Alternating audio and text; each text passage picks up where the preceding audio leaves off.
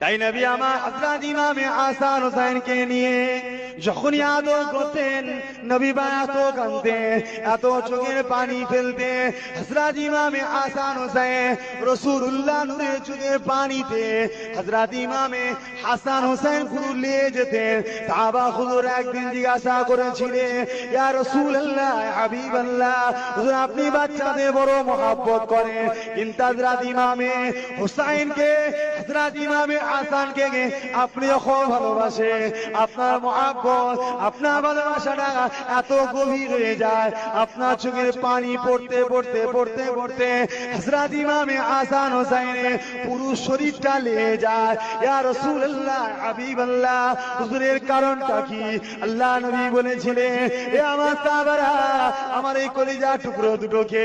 ইমামে হাসান হোসেনকে আমার উম্মতের মধ্যে থেকে এক শ্রেণীর উম্মতিরা এত অত্যাচার করবে, এত জুলুম করবে, আমার হুসাইনকে এত নির্মমভাবে হত্যা করবে, আমার হুসাইন সহ্য করতে পারবে কি আমি আসল জানি না। এই জন্য আমি নবী পাক এর সারা শরীরে চুমা দিয়ে চোখের পানি দিয়ে লেইয়ে দিলাম, এর গায়ে যে তরোয়ারের আঘাত হবে, এর গায়ে যে তীরটা লাগবে, আল্লাহ পাক আমার চোখের পানি থেকে আর আমার চুমা যেখানে লেগেছে ওই জায়গাতে তরোয়ার